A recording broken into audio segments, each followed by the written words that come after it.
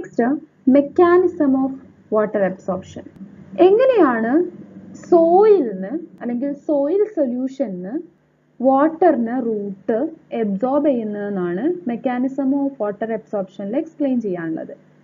Soil solution എന്ന് പറഞ്ഞു കഴിഞ്ഞാൽ സോയിൽ വാട്ടർ ആണ്.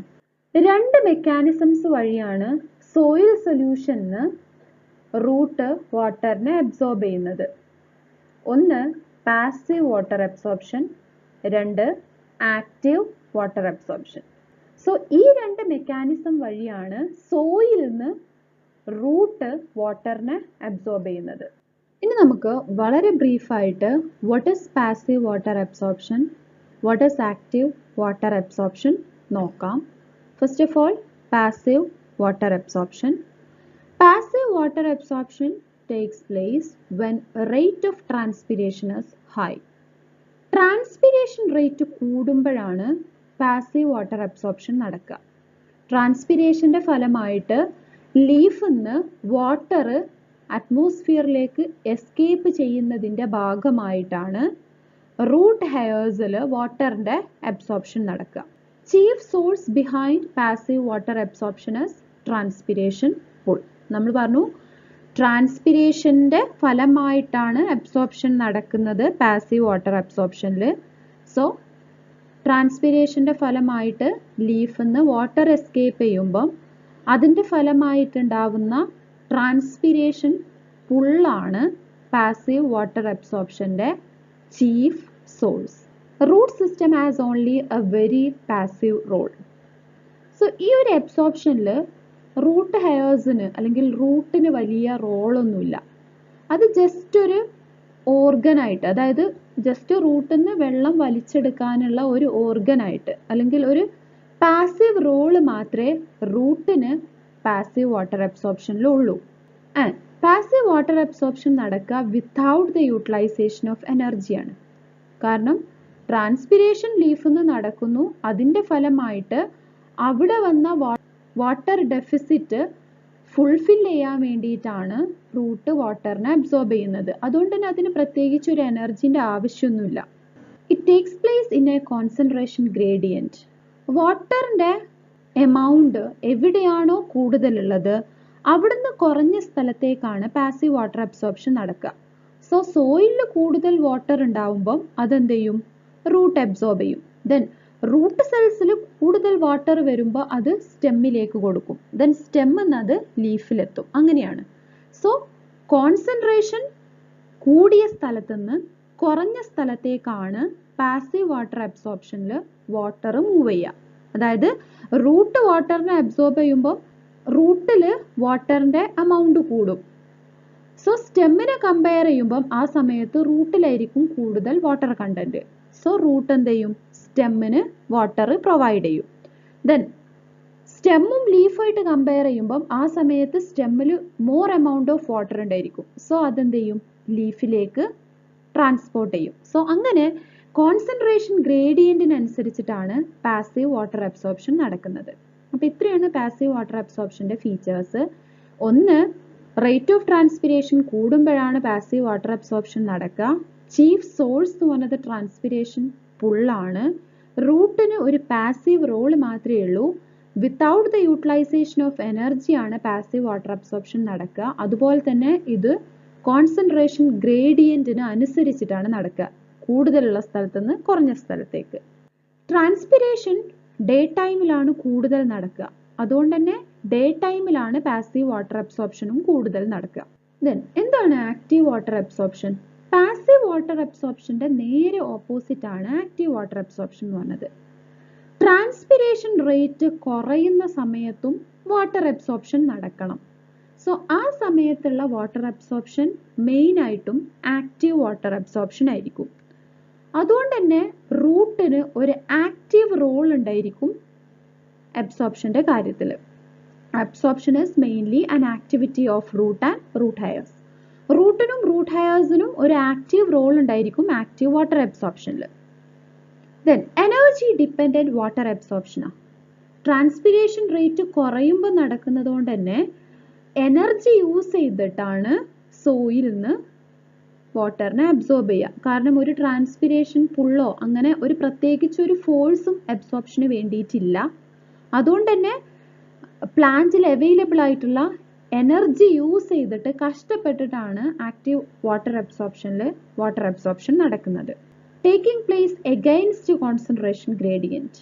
കോൺസെൻട്രേഷൻ ഗ്രേഡിയന്റിന് എഗെയിൻസ്റ്റ് ആയിട്ടാണ് ആക്റ്റീവ് വാട്ടർ അബ്സോർപ്ഷൻ നടക്കുക. അതായത് കുറഞ്ഞ സ്ഥലത്ത് നിന്ന് കൂടിയ സ്ഥലത്തേക്ക് വാട്ടറിന്റെ എമൗണ്ട് എവിടെയാണോ കുറവ് അവിടുന്ന് കൂടിയ സ്ഥലത്തേക്കും ആക്റ്റീവ് വാട്ടർ അബ്സോർപ്ഷൻ നടക്കും.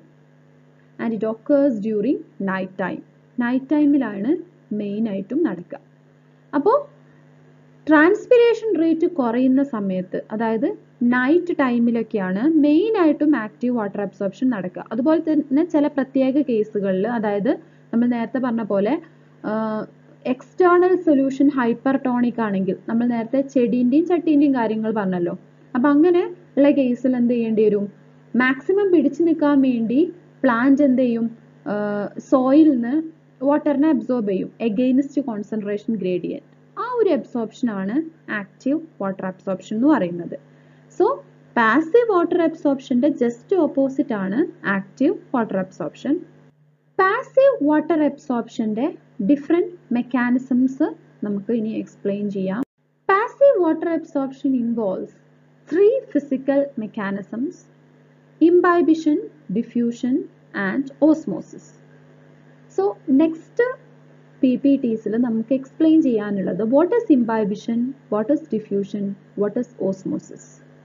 ഈ 3 ഫിസിക്കൽ പ്രോസസ്സ് വഴി എങ്ങനെയാണ് പാസീവ് വാട്ടർ അബ്സോർപ്ഷൻ നടക്കുന്നത്, അല്ലെങ്കിൽ എങ്ങനെയാണ് എനർജിന്റെ യൂട്ടിലൈസേഷൻ ഇല്ലാണ്ട് absorption of water from soil solution to root നടക്കുന്നതെന്നാണ് എക്സ്പ്ലെയിൻ ചെയ്യാനുള്ളത്.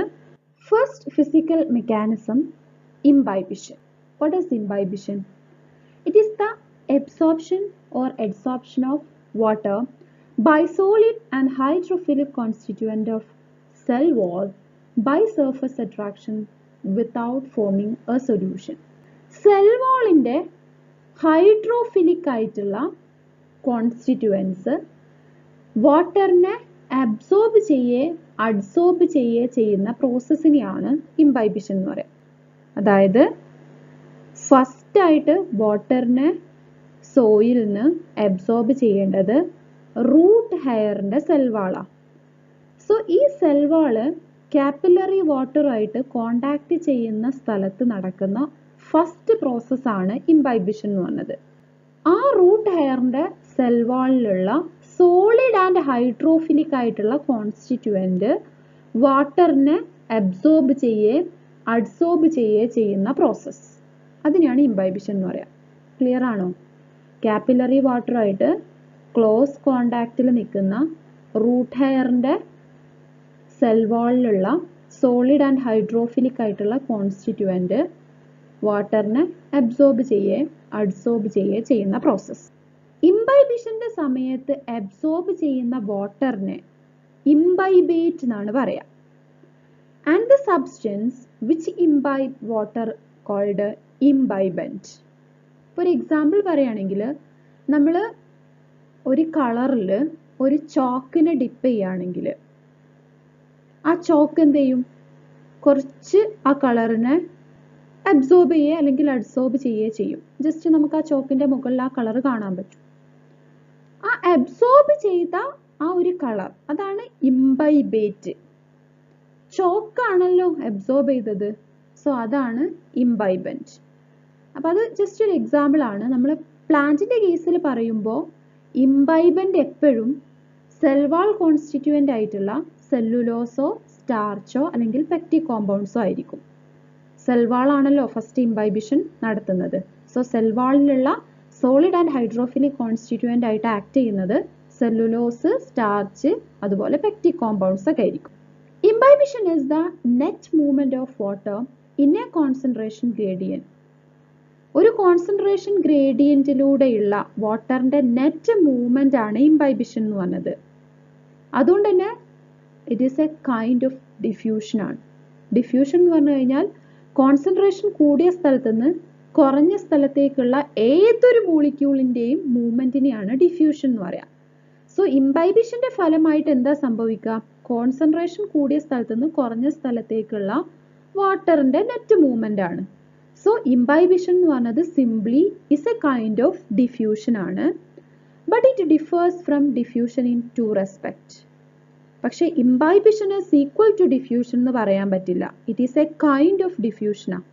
അപ്പൊ എന്തുകൊണ്ടാണ് imbibition is a kind of diffusion എന്ന് പറയാൻ കാരണം എന്ന് വെച്ചാൽ രണ്ട് ഡിഫറൻസസ് ഉള്ളത് ഇംബൈബിഷനും ഡിഫ്യൂഷനും തമ്മിൽ. ഇംബൈബിഷൻ റിക്വയേഴ്സ് ആൻ ഇംബൈബൻറ്റ്. ഇംബൈബിഷൻ നടക്കണമെങ്കിൽ ഒരു ഇംബൈബൻറ്റ് വേണം.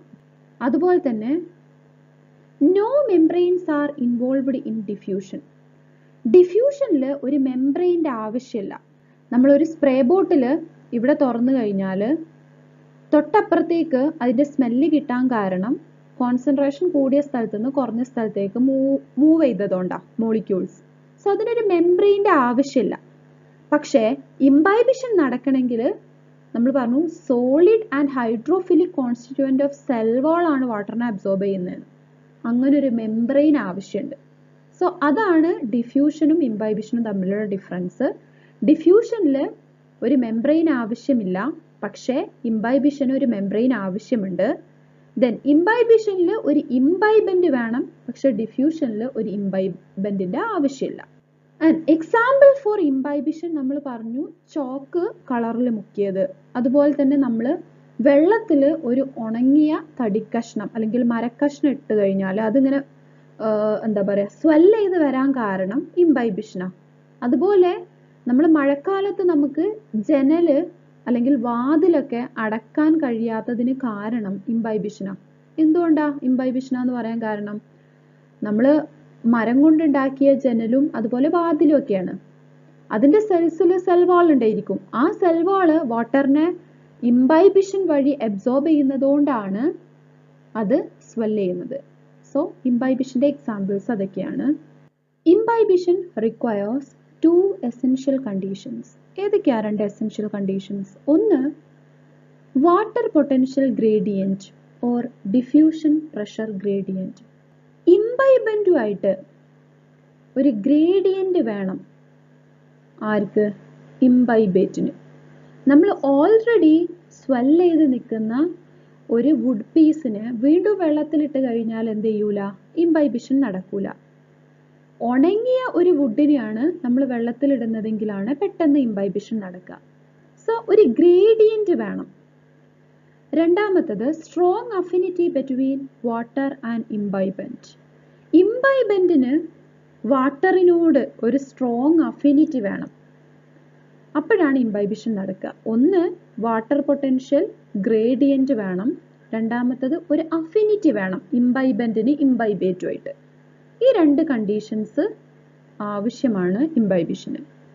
ഇനി നമുക്ക് രണ്ട് ടേംസ് ആണ് എക്സ്പ്ലെയിൻ ചെയ്യാനുള്ളത്. ഒന്ന് മെട്രിക് പൊട്ടൻഷ്യൽ ഓർ ഇംബൈബിഷൻ പ്രഷറും heat of hydration or heat of wetting. Metric potential അല്ലെങ്കിൽ ഇംബൈബിഷൻ പ്രഷർ എന്ന് പറഞ്ഞു കഴിഞ്ഞാൽ when an imbibant is immersed in water it swells up and develops an inward pressure. നമ്മൾ പറഞ്ഞു ഒരു വുഡ് പീസിനെ നമ്മൾ വെള്ളത്തിലിട്ട് കഴിഞ്ഞാൽ അത് സ്വെൽ ചെയ്ത് വരുന്നു. സോ അങ്ങനെ സ്വെൽ ചെയ്യാൻ കാരണം ഇംബൈബിഷനാണ്. ഇംബൈബിഷന്റെ ഫലമായിട്ട് ഇംബൈബൻറ്റിൽ ഉണ്ടാവുന്ന ഒരു ഇൻവേർഡ് പ്രഷർ ഉണ്ട്. അതിനെയാണ് മെട്രിക് പൊട്ടൻഷ്യൽ അല്ലെങ്കിൽ ഇംബൈബിഷൻ പ്രഷർ എന്ന് പറയുന്നത്. ചുരുക്കി പറഞ്ഞാൽ ആ വുഡ് പീസിന്റെ ഉള്ളിലുണ്ടാവുന്ന ഇൻവേർഡ് പ്രഷർ.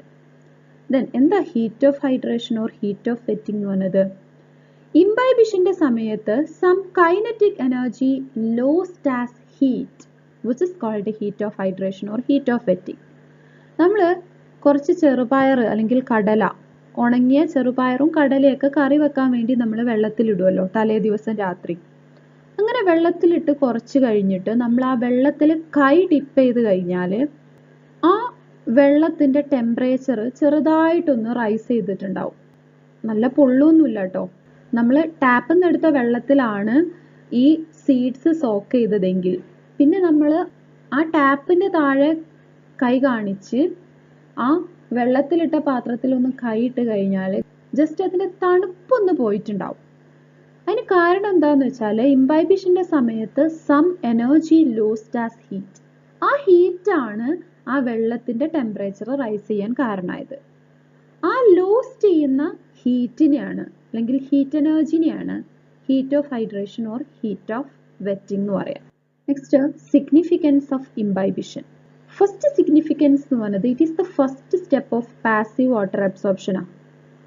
പാസീവ് വാട്ടർ അബ്സോർപ്ഷൻ്റെ ഫസ്റ്റ് സ്റ്റെപ്പാന്ന് പറയാൻ കാരണം കാപ്പിലറി വാട്ടറുമായിട്ട് ക്ലോസ് കോണ്ടാക്റ്റിൽ നിൽക്കുന്ന റൂട്ട് ഹെയറിൻ്റെ സെൽ വാളിൽ നടക്കുന്ന ഫസ്റ്റ് പ്രോസസ്സാണ് imbibition. So this is the first step of passive water absorption. Initiates the process of seed germination. നമ്മൾ സീഡിനെ വെള്ളത്തിലിട്ട് കഴിഞ്ഞാൽ അതിൻ്റെ സീഡ് കോട്ട് സ്വെല്ല് ചെയ്ത് അത് ജെർമിനേറ്റ് ചെയ്യാൻ ഹെൽപ്പ് ചെയ്യുന്നത് ഇംബൈബിഷൻ ആണ്. Helps to swelling up of seed coats and breaking up of testa during germination. അങ്ങനെ ഇംബൈബിഷൻ നടക്കുന്നതിൻ്റെ ഫലമായിട്ടാണ് സീഡ്സ് വാട്ടറിനെ ഇംബൈബ് ചെയ്ത് ടെസ്റ്റ ബ്രേക്ക് ചെയ്തിട്ട് ജെർമിനേഷൻ എന്നുള്ളൊരു പ്രോസസ്സ് പോസിബിൾ ആക്കുന്നത്.